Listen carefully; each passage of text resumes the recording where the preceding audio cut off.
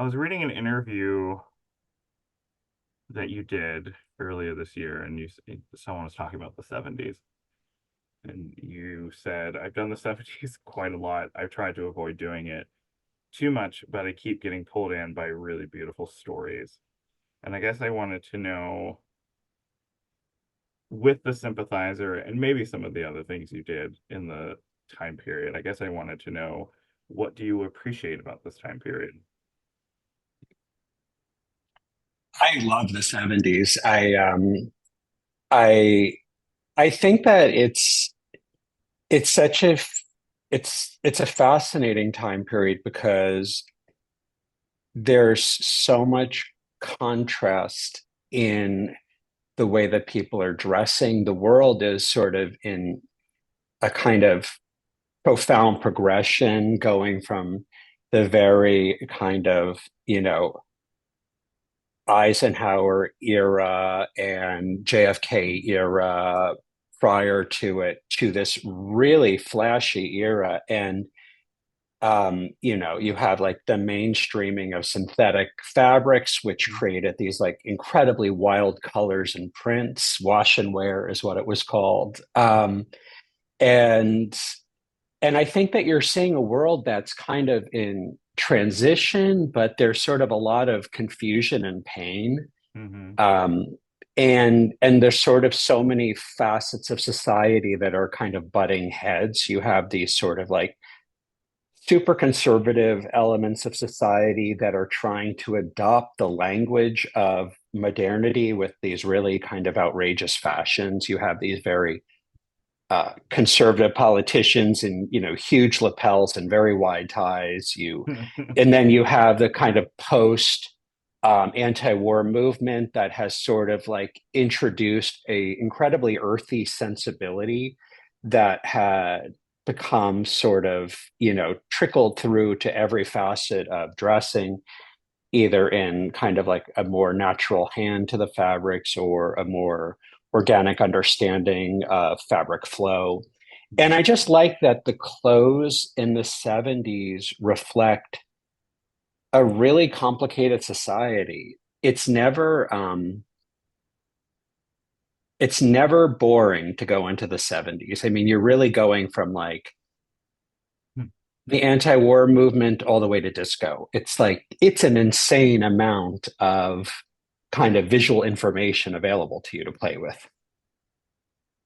Yeah, I kept thinking the whole time I was watching the show that I kept wondering, in terms of how volatile things are, and maybe especially when we get to the US, it makes me wonder about how, this is a sort of generalized statement, but kind of how people who are out there protesting would dress themselves, and sort of how that passion and volatility sort of translates into clothing, I think is a really fascinating thing to think about. I also just recently saw a really amazing production of Hair, like a regional production here. So I feel like maybe the the war itself is just on my mind a lot lately. Yeah. Okay. I want to ask about the captain first, because the whole time I was watching it, he's in a lot of blue. Yeah. And I was gonna ask about that choice, because even if it's something like he's in the hospital, he's also wearing like a blue robe. I think the only time that we don't see him like consistently in the color blue is when we flash to him writing the story. And I obviously wear a lot of I wear a lot of blue in my clothes. So maybe that's a connection that I had visually with his character, but I guess I wanted to ask about that choice, because I have a list somewhere of just every single episode with everything that he's wearing, and yeah, I just wanted to ask about it. Um, the color story for the whole show was a fascinating process. It started as a very kind of close collaboration with our uh, co-showrunner, director Park Chan-wook, who is a visual master, um, and he's most famous for his use of color among his other, incredible shots, incredible composition, and his, incredible cross-cutting. But he and I really sat down and we worked on this language, and I feel a little cagey about revealing kind of Okay. the key to the language, like the Hmm. color language, but there's definitely um, we've subverted a lot of expectations, um, and one of the reasons I think that we landed on blue, and it's certainly all over Captain. Captain is definitely kind of like anchored by blue. Hmm. It's also in the sets. It's everywhere, and I think that part of it is about director Park creating this environment that beyond the kind of emotional meaning of the color, which I think there's a lot. I think that it's also about him setting the stage for us to experience the world of the Hmm. show in a kind of more surreal place, and to sort of like have these color stories subvert our expectations. Because I think in reality, like the, the amount of blue that the captain wears in reality, and in much of my research, it's sort of is like the main color probably would have been white. Like a lot of times Hmm. that he's in a blue shirt, we would have seen a white shirt, but in our story, we're sort of like tweaking the color story, and we're sort of creating this emotional uh, level of investment with the audience, and we're also kind of anchoring him in a way that uh, creates uh, a narrative, an intuitive narrative, with the viewer and also with his viewers, the people that he's dealing with in his scenes. Hmm. I think what's interesting about the blue is it it grounds him as someone who is trustworthy and confident, and it always creates a level of consistency, so people who he's dealing with on a day-to-day basis think that they can understand what he's going for, understand who he is, and Hmm.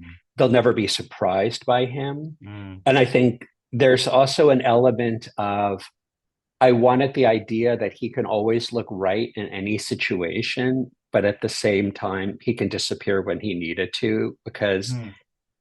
there's often times when he has to walk into offices and walk out of offices, or he just constantly wants to be, he wants to have a lot of mobility, shall we say? Sure. I think Okay. that, but one of the things that I think is so fascinating is when you see the color of him, the captain in blue, and then you see the color of the ink that he's writing the notes back home, which is his blue. It begins to really toy with the idea of subjectivity and who the creator of his story is, and it begins to really play with the idea that we're seeing something through the perspective of the storyteller. And in this case, much of the story is through the perspective of Captain. Yeah. Well, see, I don't think I've seen a show or a film where I think about the reliability of the person telling the story. And then I thought as I was like finishing the show, and I feel kind of uh not stupid, but I felt kind of surprised that I didn't think of this before. And I was like, I wonder how that translates even into the costuming. Um, because there is sort of a, maybe because I thought to myself, oh, I would wear that. Oh, I would wear that. I was just like, does that mean that he is adding a layer of comfort into him telling the story, and he is somebody that I wouldn't recognize if I saw him doing something sneaky or spy like. I don't know. I just felt like, and I'm glad you said that, because I felt like the whole time I was finishing the show, I don't think I've thought about how a storyteller's vision to us can translate into what a character is wearing, and that sort of blew my mind a little bit. So I'm happy that you said that. Um, I think that the subjectivity of his story is really important, and I mhm, think that we established that early with uh, RDJ portraying so many people. I think we begin to realize that we're seeing a surreal world, right? mhm, Even though, and like we're seeing this version of events that whether or not I think the captain is comfortable with this is probably something he's still processing, yeah, through like the deep psychological recesses of his own ability to comprehend his experience. mhm, okay. Uh, Speaking of Robert Downey Jr., the thing was my husband was sort of floating in and out while I was watching the show. He was kind of paying attention, kind of not, because he was doing other stuff. And I don't think he, I don't think he knew that Robert Downey Jr. was playing multiple people, and then he just kept bugging me about it. He was like, "But why?" I was like, "Shut up!" Just and if you have questions about it, just pay attention, and maybe you'll think of a reason on your own why he's doing it. So I spoke to Vincent Van Dyke about the prosthetics and the makeup, and I guess with I'll say with that character because there are four characters. Um, I don't want to say like how do you start with that considering that you have the same actor portraying all four, but I feel like I love when I thought about the costuming of just his characters that the costuming is so specific to who these people. I love all the turtlenecks that Professor Hammer wears. Um, and I guess I just kind of want to ask in a general sense, like with it's kind of rare how we see an actor pull it off like this, and I guess I wanted to know, do you try to just be the extreme separate from everybody else? Do you just have a conversations with the actor? I guess I wanted to know like how do you start with something that is so unique and specific to the show like that? I think that's a good question, and it's a question I asked myself a lot in the beginning. I started by treating each person as a completely Yeah. separate character. I had huge uh, books of research that became boards of research for each character that were based on historically accurate people, like real historical people that I then sort of like translate and mash up and morph. But I created these like really really distinctive characters in terms of each sort of cachet of research, and then I think when Robert Downey Jr. and I were discussing the process early on, um, I think that the really interesting aha moment was we decided to have fittings for each character in separate rooms. So I actually would set up Oh, separate fitting rooms. okay. Um, and so we would have like a fitting room for the professor, Okay. and it would have the professor's clothes and shapes and the thing, and presentations for the things that I was going to build and all the research up. And then we would like, have a really kind of, in-depth, like first fitting or something with professor. And then we would have a break to clear our minds, cleanse our palate. And then we would like go into like another fitting with the congressman or something in a Yeah. different room. So the idea was that we were really creating a different space, a different mindset for each of these people. And I think that, and we created different bodies Hmm. for each character. I created different heights for each character. Hmm. They have different shoulders, different biceps. In the case of the professor, a rather pronounced different body. Yeah. Um, and um, and I think that for me was really fun. I think,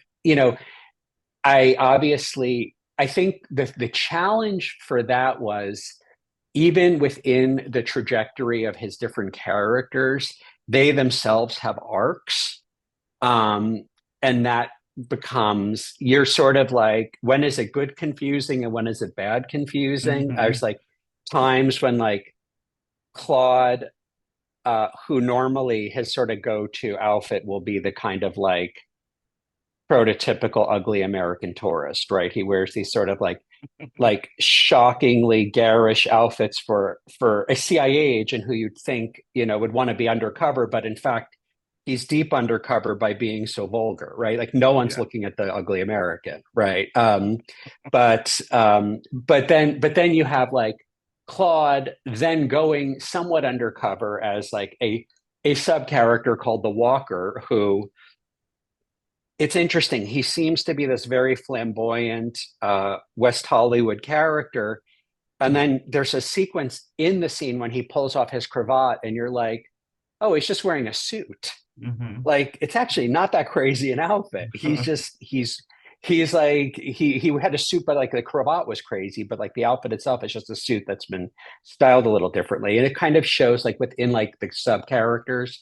And then, for instance, in the case of the professor, he has he has a pretty interesting trajectory, and we see him in a lot of those kind of like turtleneck looks, and then we see him kind of flirting with academia, and then in his final scene we see he's gone into like fully committed Anglophile plaid.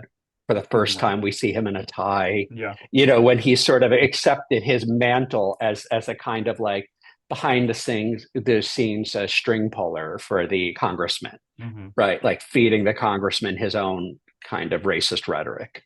Um, I don't know. I loved it. I was really excited by creating all the different characters. The steakhouse scene was really the Hmm. moment that I got to really like aggressively play them off of each other. And that Yeah. was fun, especially because everything in that scene had to be built because, we were doing it high tech and low tech, which means that you know at any given moment there was always someone sitting at that table like in the costume of that character, so everything had to be built for the doubles in addition to Yeah. RDJ. Hmm. And so that Oh was yeah. really nice because that was like really fun conversations to have. Honestly though, I think it sort of is like a costume designer's dream to be able to create one actor as several characters, because I think it really tests the transformative power of both clothing, but also just as importantly, your relationship with the actor embodying the characters, and in the case, so beautifully done by RDJ. Yeah. I that hearing you say that, separate spaces, that feels like it even just gives the clothes a separate life of their own. It's sort of like, because you think about how if a company of actors had a completely different space, they would even just decorate the space in a completely different way. So I think that's an incredible thing to do. Um, I guess just one last question before I let you go. I feel like I could really talk to you about the costumes in here for hours, like the everything on Sophia. I kept thinking about where she shops, her perspective on stuff, especially because there's no one else in the show that is like her.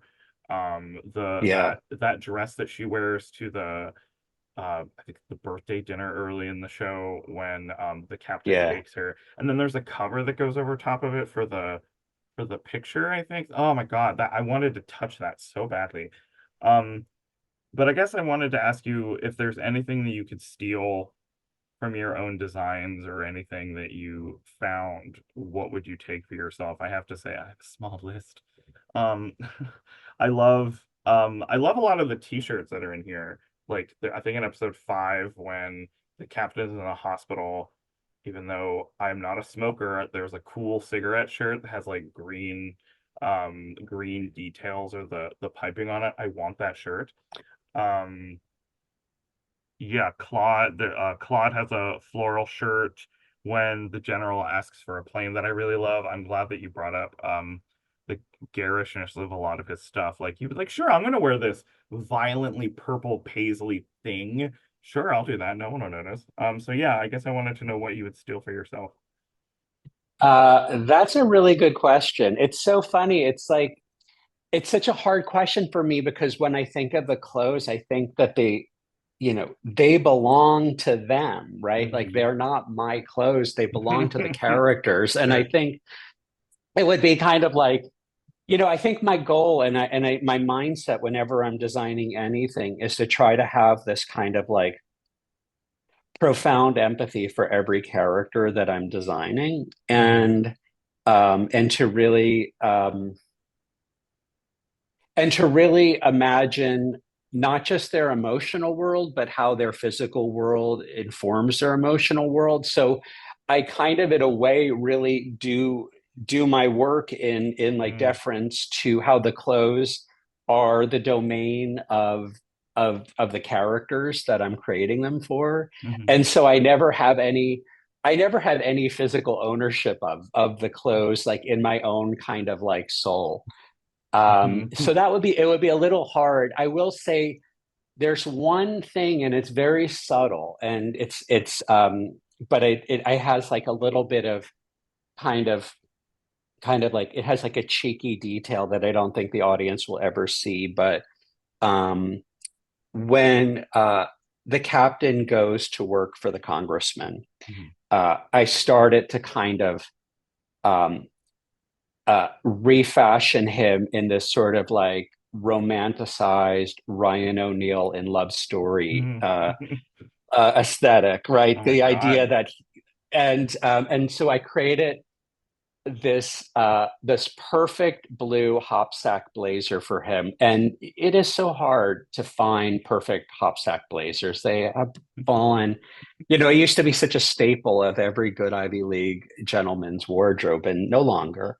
And what I did was I created this like perfect blue hopsack blazer, which would communicate to the congressman and the congressman's cronies that he is very much of their ilk. He is Mm. respectful, academic, Ivy League.